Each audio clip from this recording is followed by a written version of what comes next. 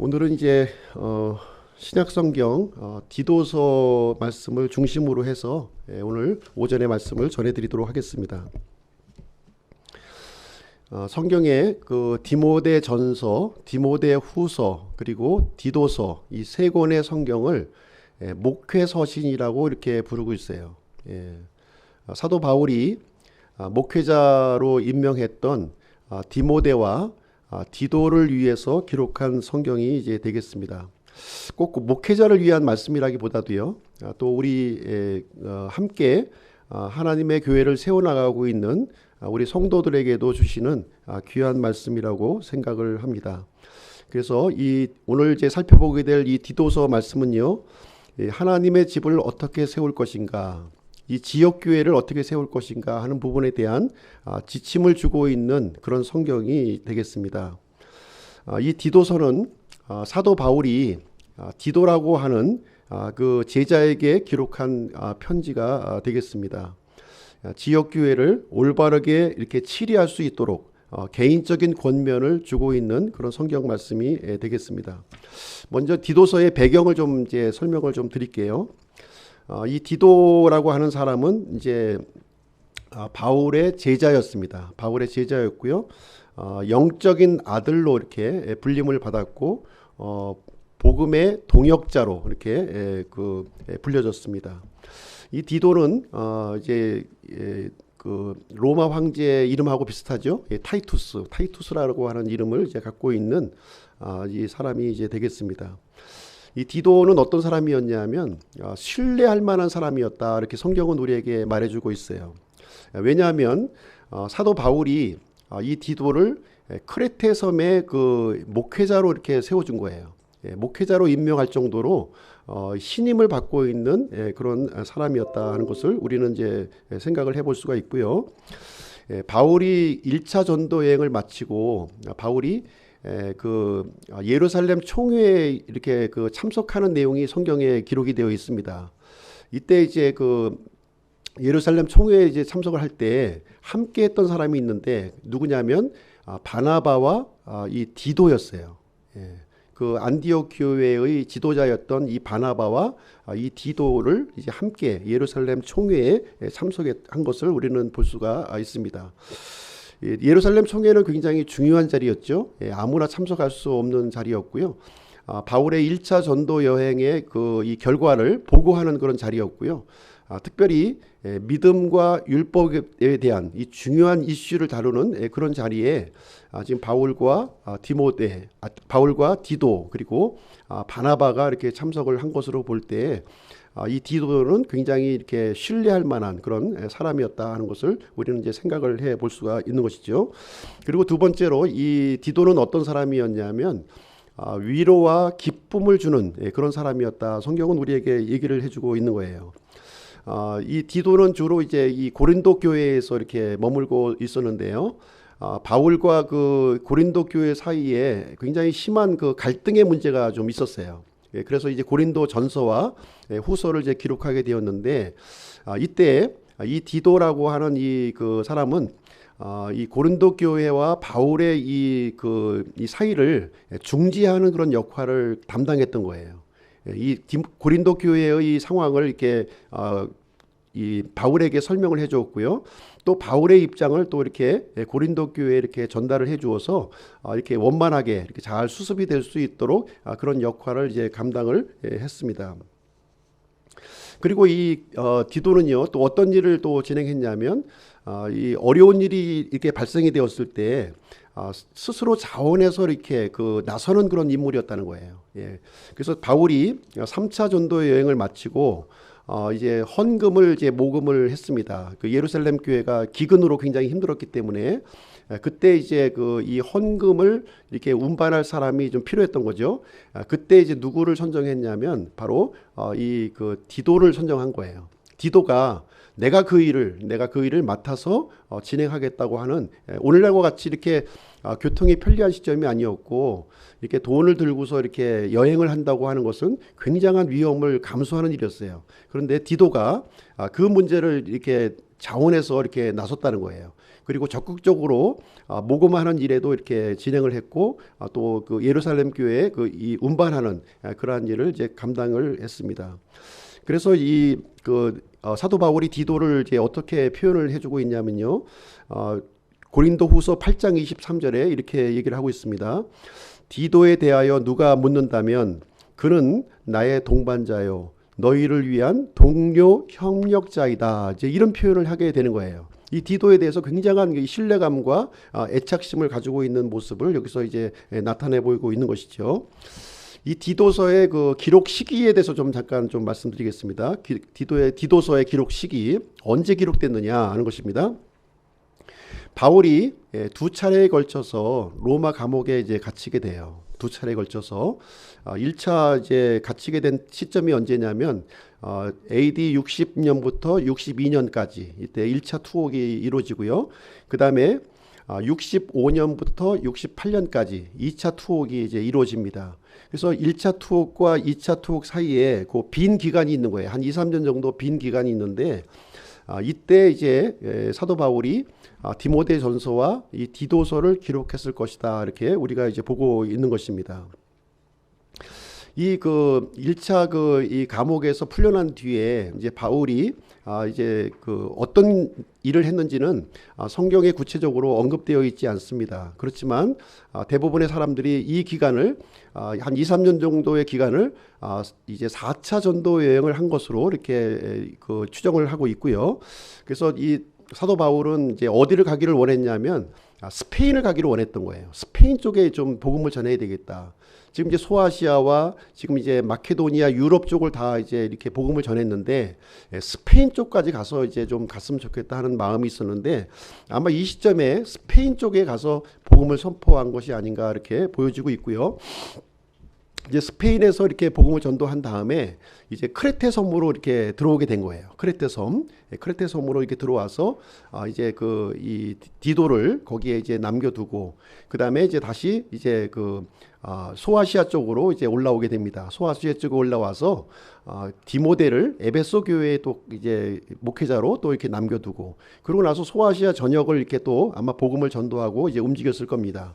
그러고 나서 이제 그 라오디게아 지역에서 이제 이 그 디모데에게 쓴 그 서신서가 디모데 전서예요.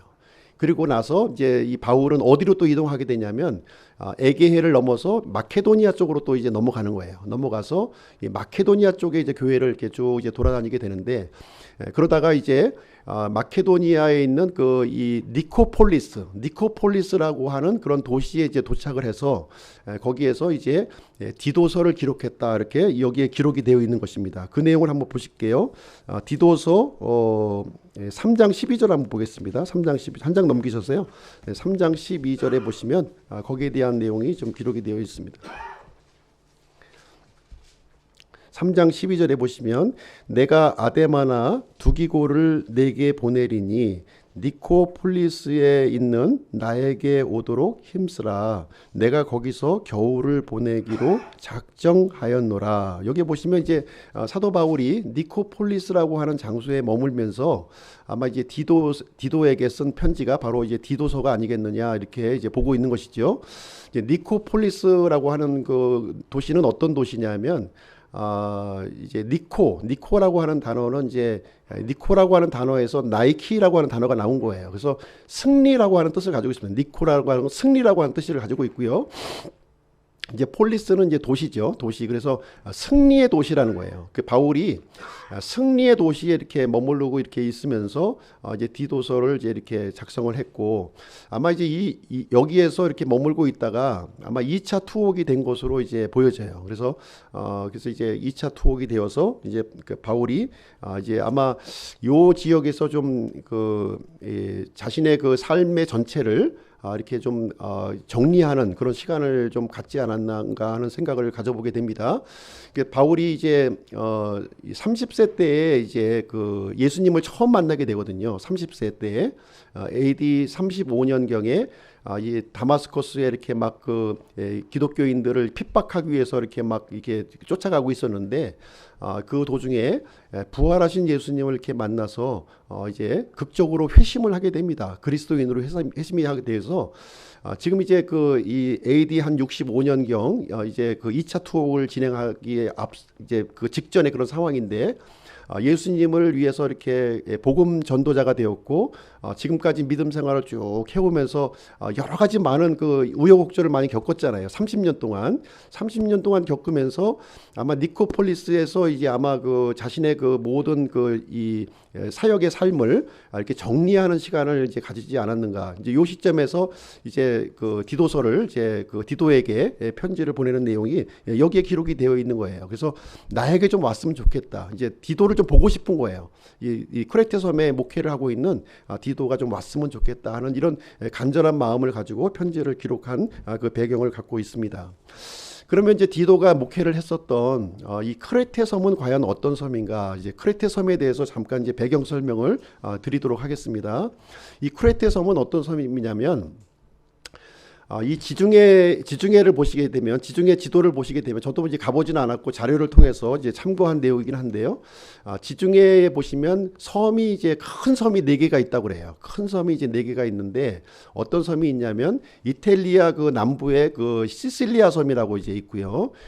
그다음에 이제 우리가 마케도니아 이 남쪽을 아가야라고 부르거든요. 아가야라고 부르는데 거기에 고린도 도시와 아테네 도시가 있습니다. 바로 이 아가야가 이제 또 이제 섬이에요. 섬으로 이제 되어 있고요. 상당히 큰 섬이죠. 그다음에 이제 우리 팔레스타인 근처에 있는 그 또 섬이 하나 또 있죠. 키프로스라고 이제 개역성경에는 이제 구브로라고 되어 있는데 키프로스 섬이 이제 있고 그다음에 오늘 이제 디도서의 배경이 되고 있는 크레테 섬이 또 있는 거예요. 크레테 섬.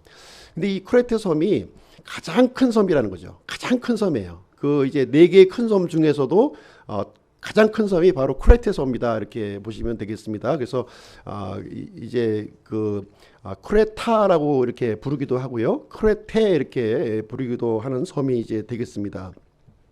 면적이 어느 정도 되냐면 우리 이제 경기도 면적이 이제 만 평방 킬로미터예요. 만 평방 킬로미터 이렇게 보시면 되겠고요. 그러면 이제 크레테 섬의 넓이는 14,000 평방 킬로미터라는 거예요. 그러니까 경기도보다는 한 1.4배 정도 크기의 섬이다. 굉장히 큰 이제 섬이라고 이제 보시면 되겠습니다. 그래서 이제 이 크레테 섬은 어떤 섬이냐? 이제 전승으로는 제우스가 탄생한 곳이다 이런 이제 그런 말도 들려지는 그런 도시고요. 고대 문명이 이렇게 좀 밀집되어 있는 그런 섬입니다. 그런 섬이고 많은 민족, 이 섬이다 보니까 이제 많은 민족들이 여기 이제 또 몰려들어서 거주하고 있는 그런 이제 섬이 되겠습니다. 그래서 이 크레테 섬은 좀 평판이 좀 안 좋아요. 예전에 우리가 이제 고린도서를 볼 때에도 이 고린도가 좀 평판이 안 좋다고 그랬잖아요. 그러니까 이 섬 지역에 사는 사람들이 지금 보면은 물론 원주민들은 이제 그렇지 않겠지만 외지에서 이렇게 이주해 온 사람들이 또 많이 이렇게 있잖아요. 그러다 보니까 굉장히 여러 가지 이제 도덕적으로나 이런 부분들이 문란한 그런 부분이 이제 있었을 것이고요. 아마 크레타 섬도 아마 예외는 아니었다 이렇게 보여지는 것이죠. 그래서 크레타 섬에 대한 평판이 대단히 안 좋았던 거예요. 이제 그 내용이 이제 디도서에 이제 여기 기록이 되어 있는데요. 1장 12절에 보시면 크레타 섬의 그 평판을 여기에 이제 기록을 해주고 있습니다. 크레타 섬의 1장 12절을 한번 보실게요. 1장 12절. 그들 중에 한 사람 곧 그들의 대언자도 이르기를 크레테 사람들은 항상 거짓말쟁이요 악한 짐승이요 게으른 탐식가라 하였는데 그래서 이제 사도 바울이 지금 이제 본인이 직접 얘기하는 것이 아니라 크레타 섬의 그 출신이었던 그 한 사람을 이렇게 인용을 해서 그 사람의 말을 인용해서 그러니까 본인이 바울이 얘기를 하면은 이제 크레타 섬 사람들이 굉장히 불쾌하게 생각하겠죠. 그런데 지금 이 크레타 섬의 이 출신의 한 사람을 이제 이렇게 빗대어서 그 사람을 인용하면서 이 크레타 섬에 대한 이야기를 지금 해주고 있는 거예요. 크레타 섬의 사람들은 어떤 사람들이냐? 항상 거짓말쟁이래. 뭐 입만 열면 거짓말하는 그런 습성을 가지고 있고 악한 짐승이라는 거죠. 굉장히 사납다는 거죠. 굉장히 폭력적이고 아주 야만적이고 이제 싸납다는 것을 표현하고 있고요. 그리고 게으른 탐식가였다는 거예요. 게으른 일을 안 하려고 그래요. 일을 안 하려고 그러고 또 먹는 데는 또 아주 그냥 이렇게 또 쫓아다니면서 또 이제 먹어도 되는 그런 아주 좀 안 좋은 평판을 갖고 있는 이 섬이 크레타 섬이었다. 지금 이 얘기를 이제 해주고 있는 것입니다. 그래서 이 크레타 섬은 굉장히 좀 이 풍토가 안 좋은 거죠. 이런 영적으로나 이 도덕적으로나 이렇게 타락해 있는 도시이기 때문에 이 하나님의 복음이 이렇게 전파가 되고 또 이렇게 교회로서 이렇게 또 존립하기에는 굉장히 좀 힘든 환경인 거예요. 힘든 환경. 그렇죠? 우리가 이제 교회를 세우더라도 이 좀 교회 세우기 좋은 환경이 있고 좋지 않은 이렇게 우범 지역 같은 것이 있잖아요. 그렇죠? 그런 경우인데 지금 안 좋은 환경이었다는 거예요. 그래서 안 좋은 환경에서 디도가 이제 이 목회를 감당하고 있는 이런 상황에서 사도 바울이 이제 권면하고 위로하기 위해서 이 편지를 이제 기록하게 되었다 하는 것입니다. 그래서 기록 목적을 보시게 되면 기록 목적은 굉장히 간단해요. 간단한 내용입니다. 이 상황이 지금 이제 이런 상황이기 때문에 그래서 이제 이 힘든 이 믿음 생활을 하고 있는 그런 상황이었기 때문에 이 교회 안에 이제 다양한 계층이 있었던 것이죠. 교회 안에 다양한 계층의 사람들이 있었던 겁니다. 이제 나이가 많이 드신 분들도 있었고 또 젊은 사람도 있었고 또 이렇게 또 이 젊은 여자들도 있었고 또 어린 아이들도 있었고 또 주인도 있었고 이렇게 또 이렇게 노예로 있었던 그런 각양각층의 그런 계층의 사람들이 있었다는 거예요. 그래서 그 각 사람들을 이렇게 권면하는 내용으로 이렇게 담겨져 있는 거예요. 이 디도서의 내용을 보면 어떤 삶을 우리 그리스도인들이 이 타락한 이 크레테 문화 속에서 어떤 삶을 살아야지 마땅한 것인가 하는 이 내용들이 디도서에 이렇게 기록되어 있다 이렇게 보시면 되겠습니다. 그리고 이 크레테 교회에도 역시 보면은 이렇게 이단들과 이 할례당 유대인들이 또 있었던 거예요. 유대인들 할례당이 있어서 이 이단과 이 할례당들을 대처할 수 있는 이 교리적인 또 가르침이 또 이제 디도서에 포함되어 있다 이렇게 보시면 되겠습니다. 그래서 이 디모데 전서와 이 디도서는 굉장히 공통점이 많아요. 공통점이 많은 거예요. 그래서 이 지역 교회를 어떻게 세울 것인가 하는 부분에 대해서 이제 가르쳐주고 있는데요. 목사 혼자서 모든 일을 감당할 수가 없다는 거예요. 목사 혼자서. 그래서 이제 이 바울이 권면하는 내용이 무엇이냐면 이렇게 신실한 교회 안에서 신실한 지도자를 이렇게 세워서 하나님의 집을 함께 감당해 나갈 것을 이렇게 권면해주고 있는 내용이 되겠습니다. 그래서 디모데 전서와 이 디도서를 보시게 되면 지도자의 이 자격 요건이 어떠해야 되는가 이제 그 부분에 대해서 이제 설명을 해주고 있는 거예요. 이 교회를 하나님의 집을 이끌고 가고 있는 이 지도자는 어떤 사람이어야 되는가 그 자격 요건을 얘기해주고 있는데 공통적으로 얘기하고 있는 부분이 무슨 얘기냐면 교회의 지도자는 성품이 건전해야 된다 이 얘기를 해주고 있는 거예요. 성품이 좀 건전해야 된다. 그리고 이 가정 생활에 대해서도 언급을 해주고 있으면서 가정을 잘 다스리는 사람이어야 된다는 거예요. 가정을. 그리고 이 자녀들을 이렇게 또 믿음으로 잘 양육하는 사람들이 교회의 지도자로 세워져야 된다 이 얘기를 해주고 있는 겁니다. 그리고 뿐만 아니라 가정생활도 잘할 뿐만 아니라 사회생활도 잘해야 된다는 거예요. 이 믿지 않는 사람들과의 이런 관계에서도 그 평판이 좋아야 된다는 거예요. 평판이. 믿지 않는 사람. 그러니까 이 사도 바울이 얘기하고 있는 이 교회의 지도자의 자격은 뭐 하나님의 말씀을 많이 알고 신학을 많이 알고 이런 게 아니라 이런 성품과 가정생활과 사회생활 또 개인적인 경건생활이 올바른 사람들을 하나님의 지도자로 세워야 된다 이 얘기를 해주고 있는 거예요. 그래야만 지금 악한 이 쿠레타 문화 속에 살고 있는 이 사람들에게 복음을 전하는데 거침이 되지 않는다는 거예요. 이 믿지 않은 사람하고 똑같이 거짓말하고 똑같이 속이고 똑같이 이렇게 이 방탕하게 살면 하나님의 복음이 전해지겠습니까? 전해질 수가 없다는 거예요. 그래서 우리가 이 하나님의 교회는 이 타락한 문화 속에서 살고 있기 때문에 이 지도자가 되는 사람들은 이런 좋은 평판, 좋은 성품 그리고 개인적인 이런 경건 생활을 이렇게 잘하는 사람이 그 교회의 지도자 목사라든가 이 집사로 세워져야 된다 하는 내용을 여기서 가르쳐주고 있는 그런 내용이 되겠습니다. 그래서 오늘 아침에는 디도서에 나타나 있는 그리스도라는 제목을 가지고 오늘 이제 말씀을 전해드리도록 하겠습니다. 이 디도서 말씀을 이제 전반적으로 보시면 굉장히 짧은 내용이긴 하지만 하나님의 은혜가 강조가 되고 있는 거예요. 이 디도서의 말씀을 쭉 흘러가주는 맥락을 보시게 되면 하나님의 은혜를 이렇게 강조를 해주고 있습니다. 그래서 이 하나님의 은혜는 어떻게 오게 되었냐면 예수 그리스도를 통해서 우리에게 이제 전달이 된 것이죠. 그래서 이 하나님의 은혜를 받는 그 단계를 이제 여기서 이제 디도서는 우리에게 설명을 해주고 있습니다. 그래서 첫 번째 단계는 뭐냐면 하나님의 은혜에 우리가 참여하는 단계예요. 첫 번째는 우리가 하나님의 은혜에 참여하는 단계가 있다. 이것은 이제 우리가 구원받는 것을 얘기하고 있는 거예요. 예수님을 통해서 우리가 구원받는 것이고요. 두 번째 단계는 무엇이냐면 우리가 하나님의 은혜를 붙들고 살아가는 삶이라는 거예요. 붙들고 살아야 된다. 구원받고 끝나는 것이 아니라 이 하나님의 은혜를 계속 붙들고 살아가는 단계, 이 단계가 바로 성화의 단계를 우리에게 알려주고 있는 것이고요. 세 번째는 마지막으로 이제 하나님의 은혜와 이렇게 연합되는 단계라는 거예요. 연합되는 단계. 이 연합되는 단계는 언제 이루어지냐면 이 땅에서 이루어지는 것이 아니라 예수님께서 재림하실 때 우리에게 이루어지는 거예요. 그래서 재림하실 때 이루어지는 그 하나님의 은혜와 완전히 우리가 연합되는 그런 단계의 이 부분을 디도서에서 우리에게 알려주고 있는 전반적인 그 맥락이라고 이렇게 말씀을 드릴 수가 있겠습니다. 그러면 첫 번째로 우리가 하나님의 은혜에 참여하게 해주시는 이 그리스도에 대해서 먼저 말씀을 드리도록 하겠습니다. 우리를 이제 이 그 하나님의 은혜에 이제 떨어져 있던 사람들이 있잖아요. 그런데 하나님의 은혜에 참여하게 해주시는 이 그리스도가 어떤 분이시냐 하는 부분에 대해서 먼저 말씀을 드리도록 하겠습니다. 디도서 1장 1절부터 4절까지의 이제 내용인데요. 먼저 1절, 2절 말씀을 한번 보도록 하겠습니다. 1절, 2절.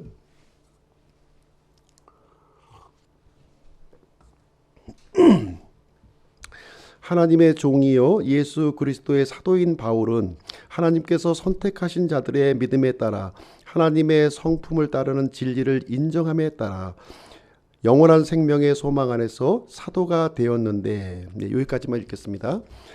이제 사도 바울이 이제 자신이 사도가 되었는데 어떻게 되었느냐, 이제 이 얘기를 지금 이제 여기서 이제 설명하고 있는 그런 내용이 이제 되겠습니다.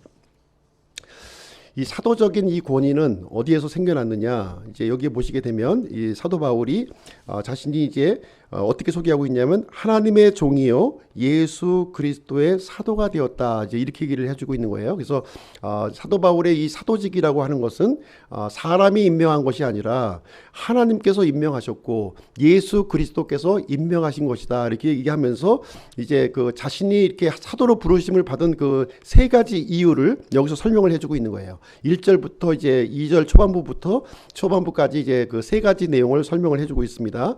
첫 번째는 무엇이냐? 첫 번째는 하나님께서 선택하신 자들의 믿음에 따라 이렇게 사도직으로 나를 불러주셨다. 이렇게 얘기를 해주고 있는 거예요. 그러면 사도가 해야 될 일이 뭐냐?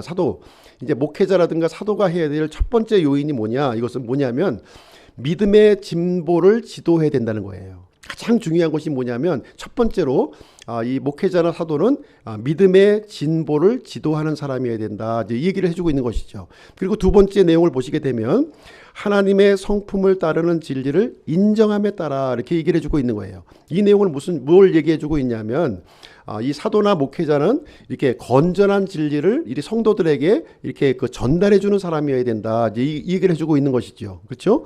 그리고 2절 초반부에 보시게 되면 영원한 생명의 소망 안에서 이렇게 얘기를 해주고 있어요. 영원한 생명의 소망. 그러니까 사도나 목회자는 무엇을 가르쳐줘야 되냐면 현재 그 세상, 지금 현 세상을 가리키는 것이 아니라 다가올 세상의 소망을 가르쳐줘야 된다. 이제 이 얘기를 해주고 있는 것입니다. 이게 사도의 그 요건이기도 하면서 우리 이제 그리스도인들이 동일하게 붙들어야 될 그 내용을 여기서 이제 지목해주고 있는 그런 내용이 되겠습니다. 우리 그리스도인들, 하나님의 그리스도인으로 부르심을 받은 우리 그리스도인들은 어떤 일을 해야 되느냐? 첫 번째로 믿음의 진보를 이루어야 된다는 거예요. 우리가 구원받았다고 해서 그것으로 끝나는 것이 아니라 계속해서 믿음의 진보, 믿음의 성장이 우리에게 있어야 된다. 이 얘기를 해주고 있는 것입니다. 그리고 두 번째는 건전한 진리를 계속해서 추구해야 된다는 거예요. 우리가 계속 건전한 진리, 그러니까 다시 말하자면 이 건전한 진리를 어떻게 설명해주고 있냐면 하나님의 성품을 따르는 진리라고 얘기해주고 있는 거예요. 그러니까 하나님의 성품을 이렇게 계속해서 닮아가는 그런 일이 우리에게 있어야 된다는 거예요. 그래서 우리가 믿음 생활할 때 중요한 요소인 거예요. 단지 우리의 지식만 이렇게 높이는 것이 아니라 우리의 성품이 하나님의 성품으로 그리스도의 성품으로 이렇게 변화가 되는구나 하는 것을 우리에게 얘기를 해주고 있는 것입니다. 세 번째로 다가올 세상에 이 소망을 갖는다는 거예요. 다가올 세상에. 예. 우리가 그 그리스도인으로 부름을 받았는데 너무 이 현 세상에 우리가 눈앞에 있는 현 세상에 너무 집착하면 안 된다는 것이죠. 예. 그 다가올 세상에 소망을 가지라는 거예요. 그렇다고 해서 현 세상을 완전히 무시하고 다가올 세상만 또 바라보라는 것도 하나님의 뜻이 아닌 거예요. 예, 현 세상과 다가올 세상에 대해서 이 균형 잡힌 시각을 우리가 가지고 있어야 되는 거예요. 근데 우리가 믿음 생활을 점점 하면서 어떻게 됩니까? 현 세상보다는 무게중심이 다가올 세상으로 점점 더 옮겨지게 되는 것이죠. 이 얘기를 여기서 해주는 그런 내용이 이제 되겠습니다. 자, 그럼 2절 말씀 한번 보실게요. 2절 말씀을 보시. 그렇게 해서 사도가 되었는데 이 생명은 거짓말 하실 수 없는 하나님께서 세상이 시작되기 전에 약속하셨으나 이렇게 얘기를 해주고 있습니다.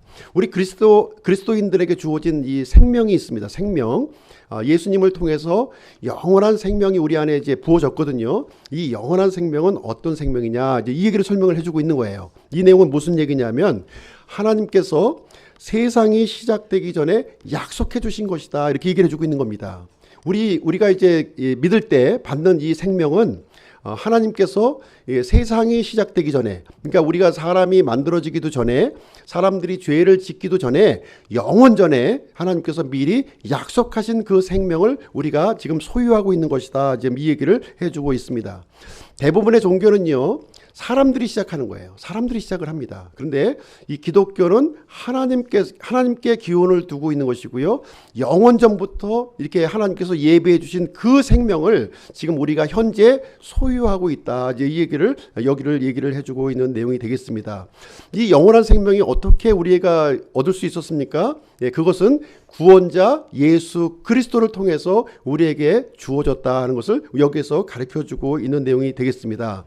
그래서 우리가 받은 이 구원이라고 하는 것은 이제 하나님께서 영원전에 계획을 하셨다는 거예요. 그리고 예수 그리스도께서 이제 이 사람의 몸으로 이렇게 오셔서 이렇게 자신의 몸을 십자가에 들이심으로 말미암아 그 생명이 우리 안에 지금 들어오게 되었다 하는 것을 얘기를 해주고 있습니다. 그래서 우리는 이제 이 영원한 생명, 하나님의 은혜에 참여한 자가 되었다는 거예요. 예, 얼마나 놀라운 일입니까? 이게 그냥 돌을 닦아서 뭘 얻는 것이 아니라 하나님께서 영원 전부터 준비했던 그 선물이 예수 그리스도를 통해서 우리에게 전달이 되었고 그 생명을 우리가 지금 이렇게 소유하게 됨으로 말미암아 하나님의 은혜에 지금 우리가 참여한 자가 되었다 하는 것을 지금 이제 디도서 서문에서 지금 사도 바울이 우리에게 이제 밝혀주는 그런 진리의 말씀이 이제 되겠습니다.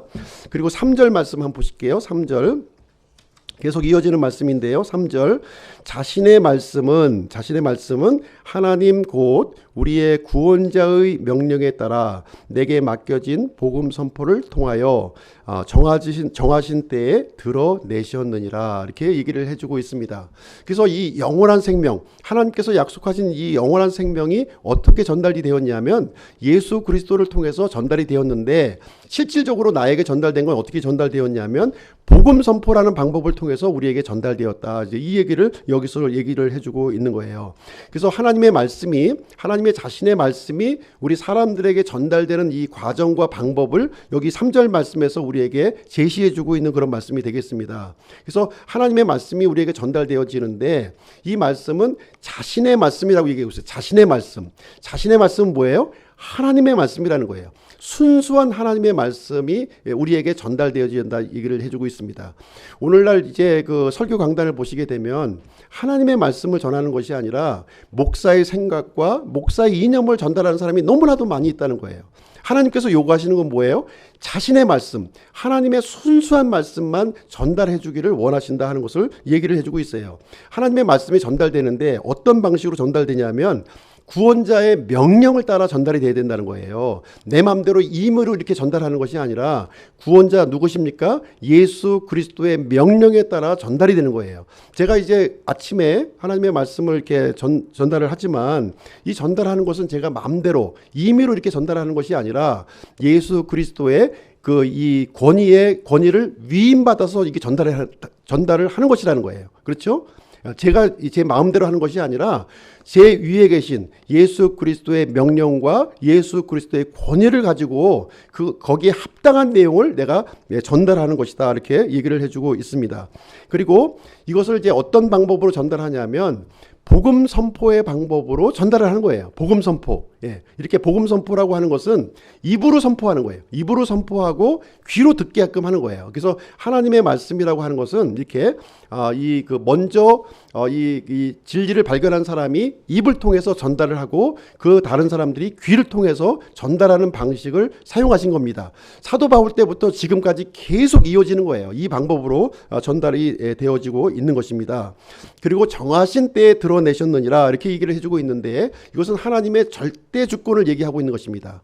사람의 어떤 방법과 이런 스케줄과 프로그램을 가지고 운행하는 것이 아니라 하나님께서 정하신 절대 주권을 가지고 자신의 말씀을 자신의 명령에 의해서 이 복음 선포의 방법으로 하나님의 말씀이 증거되어야 될 것 그것을 우리에게 알려주고 있는 거예요. 사도 바울이 그것을 내가 부여받았고 지금 이제 아들과 같은 이 제자인 디도에게도 동일한 내용을 알려주고 있는 그런 말씀이 이제 되겠습니다. 그래서 어떻게 보면 이 복음 선포의 방법이 사람들이 볼 때에는 어리석게 보여요. 뭐 이렇게 유치한 방법을 지금 이 최첨단을 걷고 있는 현 시대에 아주 유치한 방법을 사용하느냐 이렇게 얘기하지만 그렇지 않다는 거예요. 고린도전서 1장 21절에 보시면 하나님께서는 복음 선포의 어리석은 것으로 믿는 사람들을 구원하시기를 기뻐하셨도다 이렇게 우리에게 가르쳐주고 있는 말씀이 되겠습니다.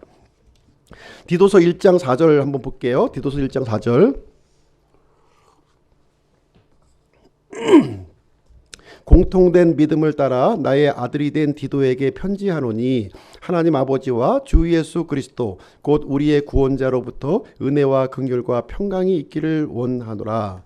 여기 보시게 되면 바울과 디도는 지금 공통된 믿음을 가지고 있다 이렇게 얘기를 해주고 있는 거예요. 바울이 가졌던 믿음이 틀리고 디도가 가졌던 믿음이 틀린 게 아니에요. 같은 공통된 믿음을 소유하고 있다 이렇게 얘기를 해주고 있습니다. 그 믿음에 따라서 사도 바울의 영적인 아들이 되었다는 거예요. 디도가 그 얘기를 지금 이제 해주고 있습니다. 그렇다면 여기서 알 수 있는 것은 무엇입니까? 이 디도는 바울의 믿음을 계승한 거죠. 바울의 믿음을 그대로 계승한 거예요. 바울은 누구에게 그 믿음을 계승받았습니까? 예수 그리스도로부터 계승을 받은 거예요. 그 출처가 예수 그리스도에게 있는 것입니다. 예수 그리스도에게 있었던 그 믿음이 바울에게 전달이 되었고 바울에게 가지고 있던 이 믿음이 또 디도에게 전달이 되었고 디도가 가지고 있던 이 믿음이 누구에게 전달되는 거예요? 이제 크레타 섬에 있는 이 교회의 성도들에게 공통된 믿음이 전달되는 방식을 하나님께서는 이렇게 정하셨다 이렇게 얘기를 해주고 있는 것입니다. 그래서 이 공통된 믿음을 통해서 우리가 무엇을 소유하게 되는 거예요? 영원한 생명의 소망을 우리가 소유하게 되는 것이고 하나님의 은혜에 우리가 참여하게 되었다. 이제 이 얘기를 사도 바울이 서문을 통해서 하나님의 은혜에 참여한 자라고 하는 사실을 강조해서 얘기해주고 있는 그런 얘기가 되겠습니다. 그래서 하나님의 은혜에 참여함으로 말미암아 우리 그리스도인들은 복된 존재가 되었고 복된 신분으로 변화가 되었습니다. 이 크레테 섬에 살고 있는 이런 이 사람하고는 우리의 신분이 전혀 다른 신분으로 이 세상에서 살아가고 있음을 알려주고 있는 그런 내용이 되겠습니다. 두 번째 말씀드리겠습니다. 두 번째는 이 하나님의 은혜를 우리가 붙들고 살아야 된다는 것이죠. 그래서 예수 그리스도께서는 하나님의 은혜를 이렇게 붙들고 살아갈 수 있도록 우리를 해주시는 분이시다 하는 것을 우리에게 이제 또 알려주고 있습니다. 2장 11절 한번 보겠습니다. 2장 11절 12절 한번 보겠습니다. 2장 11절 12절 구원을 가져다 주시는 하나님의 은혜가 모든 사람에게 나타나 우리를 가르치시되 경건치 아니한 것과 세상에 속한 정욕들을 우리가 거부하고 이 현 세상에서 맑은 세상을 가지고 의롭게 하나님의 뜻대로 살며. 자, 여기 이제 하나님의 은혜가 지금 이제 나타났다 이렇게 얘기를 해주고 있는 것이죠. 어떤 사람에게 나타났습니까? 예. 구원을 가져다 주는 모든 사람에게 이 하나님의 은혜가 나타났다 이렇게 얘기를 해주고 있는 거예요. 우리가 구원 받았다면요, 우리는 하나님의 은혜에 참여한 사람들이다 이제 이 얘기를 해주고 있는 거예요. 지금 얘기해주고 있는데, 그러면 은혜에 참여한 사람들은 과연 어떤 삶을 살아야 되느냐? 그러니까 다시 말하자면 우리가 구원을 받았다면 이제 그것으로 끝난 것이 아니라 어떤 삶을 살아야 되느냐는 것을 여기서 이제 말해주고 있는 건데요. 12절에 보시면 하나님의 은혜가 우리를 가르쳐 주신다 이렇게 해주고 있는 거예요. 이 하나님의 은혜가 우리를 구원해 주셨을 뿐만 아니라 우리를 양육하고 가르쳐주고 길러주는 역할을 하나님의 은혜가 진행을 하고 있다 이렇게 얘기를 해주고 있는 내용이 이제 되겠습니다. 그래서 이 하나님의 은혜는 우리가 이제 구원을 줄 뿐만 아니라 우리가 하나님의 사람으로 이렇게 그 새로운 사람으로 이렇게 변화를 시켜준다는 거예요. 새로운 사람으로. 근데 우리가 이제 보게 되면 사람이 진짜 안 변해요. 제가 느끼는 거지만 저를 생각해 보더라도 바뀌지 않는다는 겁니다. 진짜 죽을 때까지 안 바뀌어요. 보면은. 근데 이 사람이 바뀔 수 있는 이 강력한 이 파워가 있는데 그것을 여기서 소개를 해주고 있는 거예요. 무엇이 바꿔주게 하냐면 하나님의 은혜가 바꿔주게 한다는 거예요. 하나님의 은혜를 만나기만 하면 그 어떤 사람이라 할지라도 이게 바뀌어지는 새로운 사람으로 변화가 되는 일이 일어난다 하는 얘기를 여기서 얘기를 해주고 있어요. 그래서 하나님의 은혜를 붙들라는 거예요. 우리가 구원을 받았다면 그 다음부터는 하나님의 은혜를 붙들라. 그러면 나의 삶을 바꿔주고 나의 성품을 바꿔준다 이렇게 얘기를 해주고 있습니다. 어떤 내용이 일어나는지 한번 보겠습니다. 어떤 내용이 일어나냐면 12절 말씀에 보시면 경건치 아니한 것과 세상에 속한 정욕들을 우리가 거부하고 이렇게 얘기하고 있어요. 우리가 예전에 믿기 전에 어떤 삶을 살았습니까? 지금 경건치 않은 것을 쫓아다녔고 그 다음에 이 정욕대로 우리가 살았던 삶이었어요. 내가 하고 싶은 거 다 하면서 이렇게 살았던 그런 삶이었다는 거예요. 근데 하나님의 은혜를 우리가 접하는 순간 어떤 능력이 생기냐면 과거에 내가 즐기고 이렇게 기뻐했던 것들을 거부하는 일이 생긴다는 거예요. 거부하는 능력이 생긴다는 거예요. 그래서 예전에는 굉장히 즐겨했던 것들이 많이 있었죠.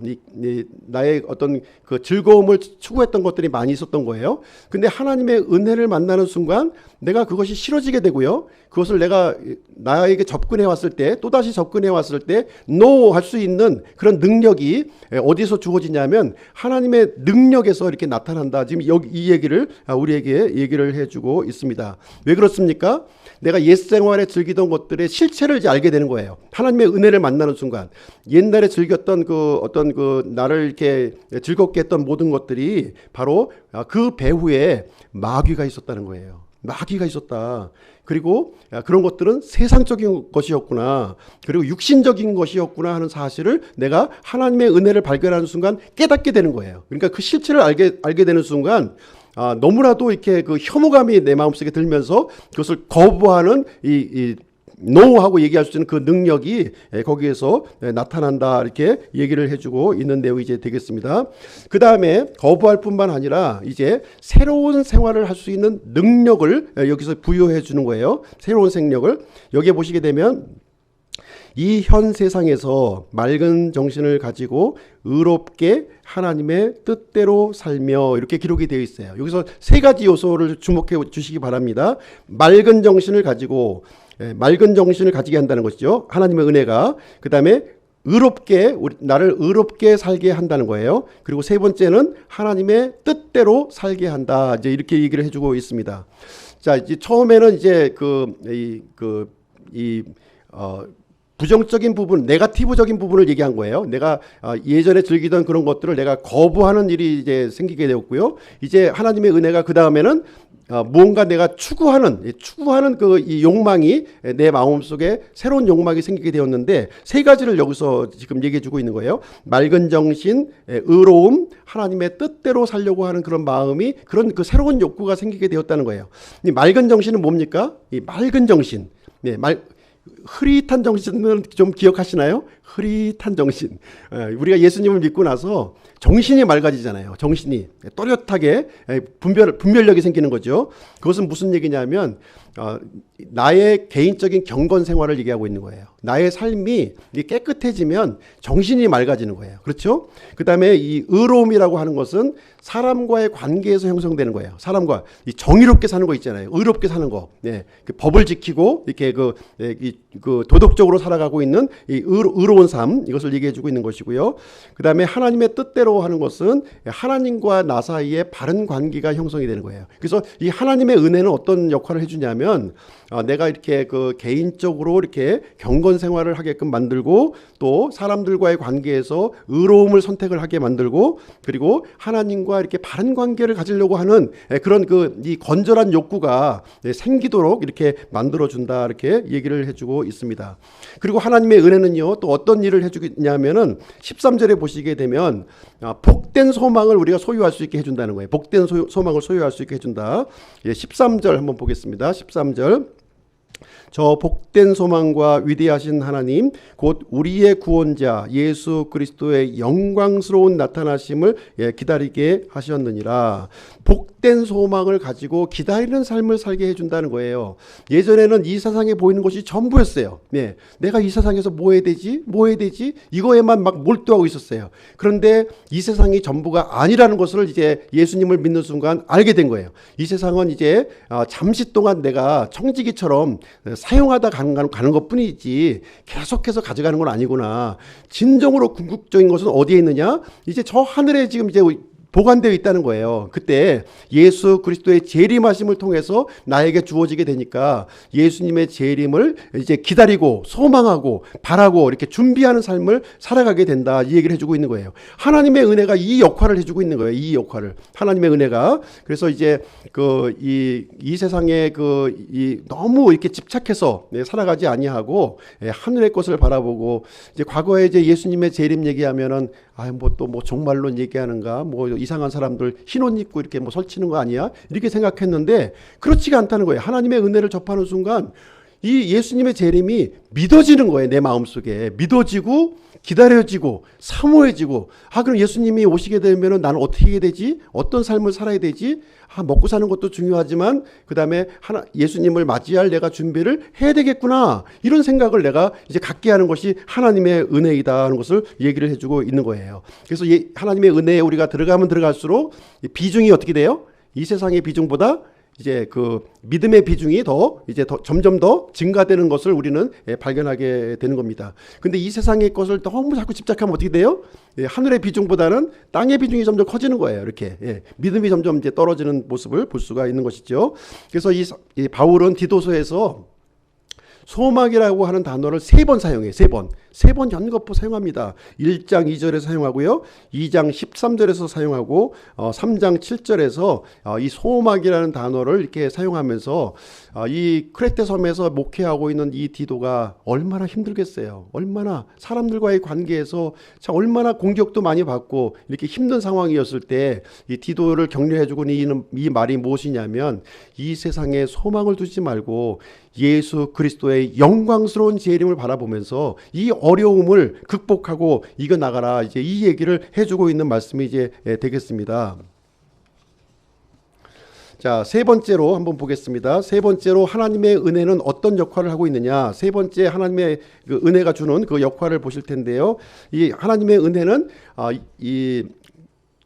하나님의 은혜와 이렇게 연합하게 해주신다는 거예요. 예수 그리스도께서는 하나님의 은혜와 우리를 연합시켜 주신다. 궁극적으로 이제 연합시켜 주시는 그 일을 해주신다는 건데요. 3장 4절로 7절 한번 보겠습니다. 3장 4절로 7절. 4절 5절 먼저 보겠습니다. 4절 5절. 사람을 향한 하나님 곧 우리의 구원자의 친절과 사랑이 나타난 뒤에 그분께서 우리를 구원하시되 우리가 행한 의로운 행위로 하지 아니하시고 오직 자신의 긍휼에 따라 다시 태어남의 씻음과 성령님의 새롭게 하심으로 하셨고, 여기에 보시면 이제 어떤 내용이 이제 기록이 되어 있냐면요. 우리 구원자의 친절과 사랑이 나타난 뒤에 이렇게 얘기를 해주고 있어요. 우리 구원자의 친절, 구원자의 사랑이 어디에서 나타났습니까? 어디에서 나타났어요? 예, 갈보리 십자가 위에서 나타났잖아요. 예, 하나님의 이 영원전에 감춰져 있던 이 사랑이 갈보리 십자가 위에서 하나님의 사랑이 나타났느니라 이렇게 얘기를 해주고 있습니다. 이 갈보리의 이 사건이 이 단순한 사건이 아니라는 거예요. 삼위일체 하나님이 개입하신 아주 놀라운 사건이다. 이제 이 얘기를 여기서 해주고 있는 거예요. 이 갈보리 사건이 어떻게 이루어졌습니까? 이제 아버지 하나님께서 영원전에 계획하셨죠. 그리고 예수 그리스도께서 그 뜻에 순종해서 자신의 몸을 갈보리 십자가에 이렇게 내어 드리셨다는 거예요. 그것을 끝난 것이 아니죠. 그걸 끝난 것이 아니라 다시 3일 만에 이렇게 부활하셨다는 거예요. 3일 만에 부활하셨다 이렇게 얘기를 해주고 있습니다. 그래서 그 사건을 통해서 이제 성령님께서 우리를 다시 태어나게 하시고, 여기 보시니까 다시 태어나게 하시고 그 씻음과 새롭게 해주심을 이렇게 해주게 되었다는 거예요. 우리의 신분이 이제 바뀌어졌으니까 성령님이 일을 하실 수가 있는 거예요. 우리 안에 들어와서. 예전에 우리의 마음속에는 더러움과 추함과 온갖 악한 것들이 가득 차 있는데 예수 그리스도의 피로 우리를 정결케 해 주심으로 말미암아 이제 성령님께서 마음껏 일할 수 있는 그런 터전이 이제 우리에게 이루어졌다, 이제 이 얘기를 해주고 있습니다. 그래서 성령님을 통해서 우리가 하나님의 아들의 신분으로 우리가 이제 바뀌어졌음을 우리가 얘기를 해주고 있는 그런 내용이 이제 되겠습니다. 6절 7절 한번 보겠습니다. 6절 7절. 예수 그리스도 곧 우리의 구원자를 통하여 우리에게 성령님을 풍성히 부어주셨으니 이것은 우리가 그분의 은혜로 의롭게 되어 영원한 생명의 소망에 따라 상속자가 되게 하려 하심이라. 그래서 이제 하나님의 은혜는 우리를 어떤 이제 일을 이제 만들어 주었냐면 예수 그리스도와 이렇게 연합할 수 있도록, 연합할 수 있는 그런 존재로 우리를 삼아주셨다 이렇게 얘기를 해주고 있습니다. 그래서 우리가 예수님과 연합하는 순간 어떤 일이 이루어집니까? 예수님에게 속한 모든 것이 나의 것이 되는 거예요. 예전에는 예수님을 받아들이기 전에는 예수님과 나와는 상관없는 존재였어요. 근데 예수님과 연합하는 것을 통해서 예수님에게 속한 모든 것이 나의 것이 되었다. 그 얘기를 여기를 해주고 있는 거예요. 그래서 이 성경에 보시면 예수님을 어떻게 표현하고 있어요? 하나님의 아들이잖아요. 우리도 하나님의 아들이죠. 근데 요 신분이 조금 틀려요. 예수님은 실제 하나님의 아들이고 우리는 하나님의 아들이 아니었는데 이렇게 입양이 된 거죠. 입양. 예수 그리스도 안으로 입양이 된 거예요. 입양된 아들이라는 거예요. 입양된 아들. 그러니까 조금 신분이 틀린 거죠. 그러나 법적으로는 동일한 이 권리를 누린다는 거예요. 친아들이나 법적으로 이렇게 입양받은 그 아들이나 똑같이 그 권리를 누리게 된다는 거예요. 우리가 예수 그리스도와 연합한 것을 통해서 비록 입양되었지만 이 동일한 권리를 누리게 된다 이렇게 얘기를 해주고 있습니다. 그래서 성경은 우리가 공동 상속자로 부르는 거예요. 공동 상속자. 예전에는 예수님만 유일한 상속자였어요. 그러나 예수님과 연합하는 것을 통해서 우리는 공동 상속자가 되었다 이렇게 얘기를 해주고 있습니다. 이 모든 일이 어떻게 이루어졌냐면 성령님을 통해서 이루어진 거예요. 성령님을 통해서 우리가 이제 하나님을 아버지 이렇게 부르게 되고, 그렇죠? 우리의 신분이 하나님의 아들의 신분으로, 양자의 신분으로 우리가 변경이 되게 되고, 또 하나님의 모든 것들을 우리가 상속을 받을 수 있는 아주 귀하고 복된 존재가 되었다는 것을 우리에게 얘기해 주고 있습니다. 이 상속자가 얼마나 중요한 개념인지, 이거 굉장히 중요한 개념이에요. 상속자라고 하는 거는. 상속자냐 아니냐 하는 것은 굉장히 중요한 거예요. 우리가 지금 이 땅의 삶을 살면서도 같은 아들이 있는데 상속자냐 아니냐 굉장히 중요한 거예요. 요즘에 재벌 되시는 분들이 많이 이제 돌아가시면서 이제 그 일이 벌어지지 않습니까? 상속자냐 아니냐 하는 것은 하늘과 땅 차이인 거예요. 상속자가 아닌 사람은 아무것도 받을 수가 없어요. 그러나 상속자로 선정이 되면 이 아버지의 것을 다 받아서 누릴 수 있는 그런 상황이 이루어지게 된다는 것입니다. 그래서 하나님의 은혜는요, 우리를 구원해 줄 뿐만 아니라 우리가 이 땅의 현 세상에 살아가면서 우리가 살아갈 수 있도록 우리가 해주고요. 그다음에 영원히 예수 그리스도와 연합시켜 주시는 그러한 일을 해 주신다는 것을 얘기를 해주고 있는 것입니다. 그래서 우리는 하나님의 은혜를 통해서 예수 그리스도를 통해서 영원 속에 하나님과 함께하는 영원 속에 우리가 들어가게 되었다는 그 복된 신분을 우리에게 가르쳐주고 있는 것이고요. 디도에게 그리고 디도와 함께하고 있는 우리 이제 크레테 섬의 성도들에게 이 얘기를 해주고 있는 거예요. 너희들은 이제 크레테 사람들과 같이 살아서는 안 돼. 이제 신분이 달라. 그 사람하고는 완전히. 그리고 속이고 거짓말하고 이렇게 그 탐욕을 피우고 이렇게 하면 안 된다는 거예요. 이제 하나님의 아들로서의 신분으로 살아야 된다는 거예요. 그리고 이 크레테 교회를 공격했던 그 이단들 있었거든요. 이단들, 할례당들 이런 사람들처럼 살면 안 된다는 거예요. 하나님을 대적하고 살아서는 안 된다. 우리는 하나님의 나라를 건축하고 하나님의 나라를 세우는 하나님의 집을 세우는 그 복된 일에 우리는 참여해야 되는 그런 사람이다라는 것을 우리에게 얘기를 해주고 있습니다. 이제 우리는 이제 구원받기 전에 옛생활의 방식으로 살아서는 안 되는 거예요. 이제는요. 그런 마귀의 생활이었고 세상적인 생활이었고 육신을 따르는 생활이었어요. 이제는 예수 그리스도를 따라서 하나님의 은혜를 붙드는 새로운 삶으로 살아갈 존재다는 것을 우리에게 가르쳐주고 있는 그런 내용이 이제 되겠습니다. 그럼 오늘 이제 본문 말씀을 통해서 이제 적용할 교훈을 좀 말씀드리도록 하겠습니다. 이제 사도 바울이 이제 디도에게 적용하는 내용을 제가 세 가지만 좀 골라서 이렇게 했는데요. 첫 번째는 무엇이냐면 1장 9절 한번 보겠습니다. 1장 9절. 디도서 1장 9절. 디도서 1장 9절. 건전한 교리로 권면하라는 것입니다. 건전한 교리로 권면하라. 자기가 가르침을 받은 대로 신실한 말씀을 굳게 붙들어야 하리니 이것은 그가 반박하는 자들을 건전한 교리로 능히 권면하고 확신시키게 하려 함이라.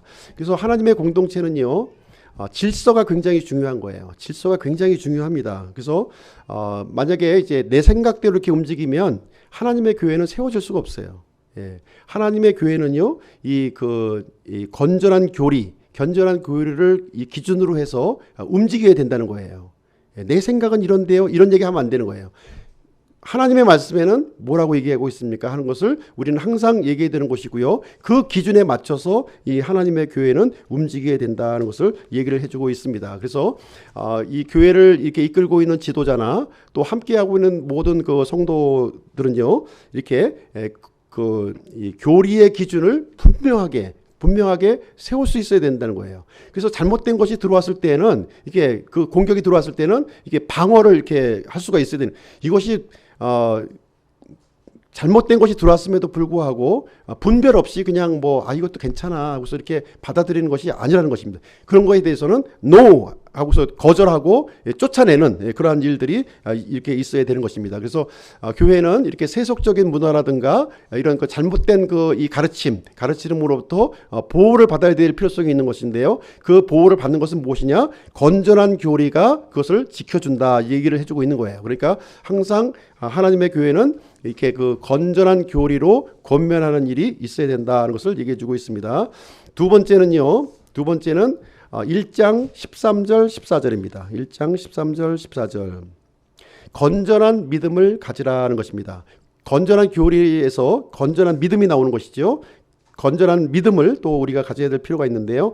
이 증언이 참되도다. 그러므로 그들을 엄히 꾸짖으라. 이것은 그들이 믿음 안에서 건전한 자가 되어 유대인들의 꾸며낸 이야기와 진리에서 돌아서는 사람들의 명령들에 주의를 기울이지 못하게 하려 함이라.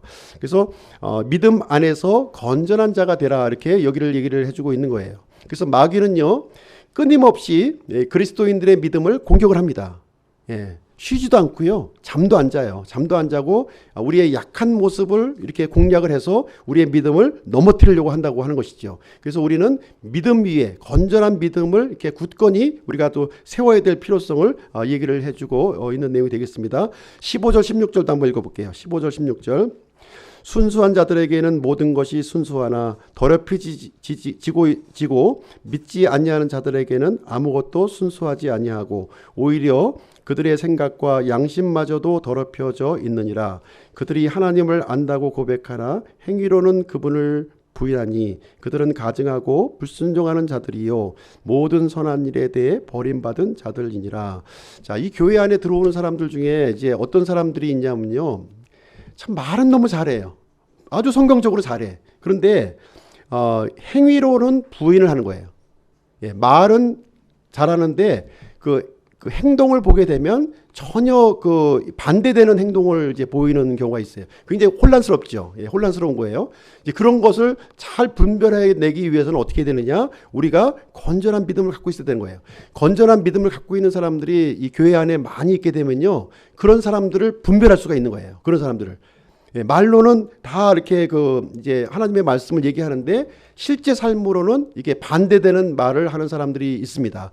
굉장히 이 교회를 이렇게 혼탁하게 하고 이렇게 무너뜨리는 그런 요인이 되고 있는 것이죠. 그래서 하나님의 이 말씀은요, 지식으로만 아는 것으로 그쳐서는 안 되는 거예요. 그 말씀을 이렇게 실행할 수 있는 이 결단이 반드시 수반이 되어야 되는 거예요. 우리가 하나님의 말씀이 우리가 던져지잖아요. 그럼 우리 마음속에 들어옵니다. 들어오게 되면 마음이 딱딱한 사람은 이 말씀의 씨앗이 굴러다녀요. 그냥 굴러다니고요. 그리고 어떤 사람은 받기는 받는데 이거를 이제 싹을 못 틔우는 거죠. 싹을 못 틔우는 거예요. 그냥 이제 그대로 그냥 질식시켜 버리는, 그냥 내가 억눌러 가지고 질식시켜 버리는 경우가 있다는 것이죠. 그래서 하나님의 말씀을 받았을 때에는 그 말씀을 실행할 결단을 같이 가져야 된다 하는 것을 지금 이제 바울이 디도에게 강조하는 그런 내용이 되겠습니다. 그래서 성경적인 바른 믿음은 무엇이냐면 탕자의 결단과 같은 거예요. 탕자의 결단. 그래서 탕자가 집을 나와서 이렇게 자신이 잘못된 걸 알았어요. 예, 내가 하나님한테 죄를 지었고 아버지한테 죄를 지었구나. 그렇게 하고서 머물러 있으면 안 된다는 거예요. 그걸 알았다면 어떻게 됩니까? 일어나서 아버지께로 돌아가는 결단이 수반돼야 된다는 거예요. 그래야 진정으로 내 안에서 그 말씀이 열매를 맺게 되는 거예요. 회심의 열매가 맺어지는 겁니다. 나오미의 경우도 마찬가지예요. 나오미가 엘리멜렉 남편과 함께 베들레헴을 떠나서 이렇게 모압 땅으로 건너갔어요. 남편 잃고 두 아들 다 잃고 완전히 박살나 버렸습니다. 가문이. 그래서 이것이 지금 내가 잘못되었구나. 내가 하나님 앞에 범죄를, 하나님의 손이 나를 쳤구나. 이렇게 깨닫고 그냥 모압 땅에 머물러 있으면 아무 일도 안 일어나는 거예요. 그런데 일어나서 다시 베들레헴 땅으로 오는 결단을 이렇게 하고서 실행에 옮겼을 때 그 하나님의 은혜가 열매를 맺게 되는, 열매를 맺는 거예요. 이 단계까지 가야 되는 것을 지금 얘기를 해주고 있는 것입니다. 그냥 아는 것으로 머물러 있으면요, 절대로 열매를 맺지 않아요. 내가 실행하고 결단하고 실행할 때, 그때서야 이제 그 열매가 맺어지는 것을 우리는 볼 수가 있는 것입니다. 그래서 건전한 믿음이란 바로 그런 거예요. 지식적으로만 아는 것으로 끝나. 그래, 아니에요. 그것을 알았다면 돌이켜서 내 뜻을 굴복하고 이렇게 실행하는 것까지 움직여야 되는 것입니다.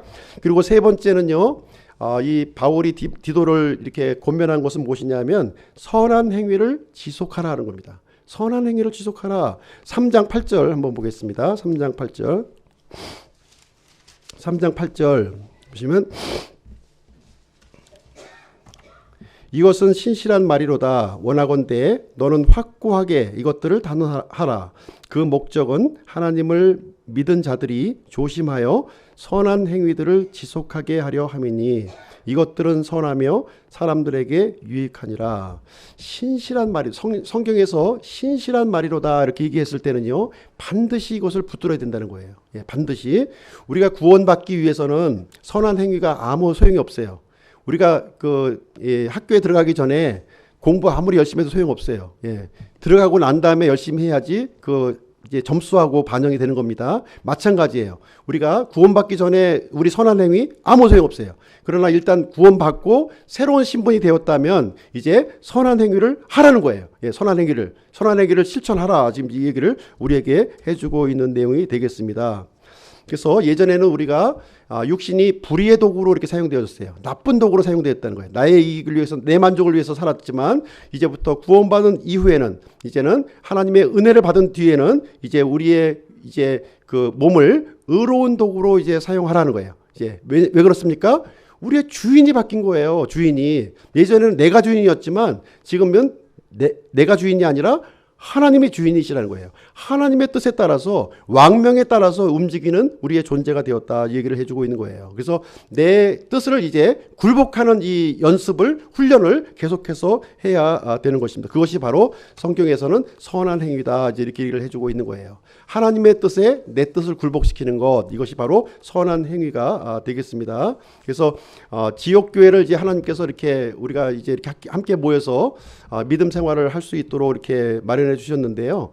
그 이유는 무엇이냐면 세상의 방식대로 이제 살지 말라는 거예요. 예. 이렇게 모이지 않으면 나도 모르게 세상의 방식대로 이렇게 살아갈 수밖에 없어요. 약하기 때문에. 육신이 약하고 믿음이 약하고 모든 것이 이제 약하기 때문에 세상의 거센 물결에 따라서 흘러가서 살 수밖에 없어요. 똑같이 속이고, 예, 똑같이 그 미워하고, 똑같이 분열하고 이렇게 살 수밖에 없는 거예요. 그런데 우리가 이렇게 모인 이유는 뭡니까? 이제는 그러한 세상 방식이 아니라 하나님의 방식대로 사는 연습을 하기 위해서 모인 겁니다. 그래서 겸손하고, 나는 교만한 존재지만 겸손하고, 또 이해하고, 나는 이해하지 못하는 사람이었지만 이해하고, 용서하고, 섬기는 연습을 이 지역교회 안에서 이렇게 우리가 실행을 하게 되는 것이다 하는 것입니다. 그러면서 이 하나님의 은혜가 점점 더 이제 폭포수 같이 이렇게 임해서 우리의 삶을 이렇게 활기차게 이렇게 만들어 준다는 것을 얘기를 해주고 있는 내용이 되겠습니다.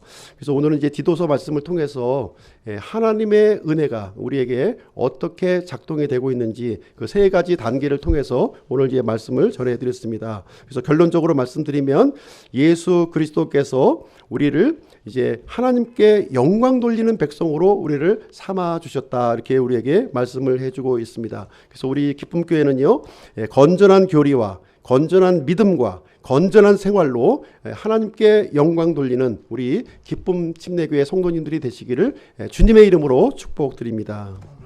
기도하고 마치도록 하겠습니다. 사랑하는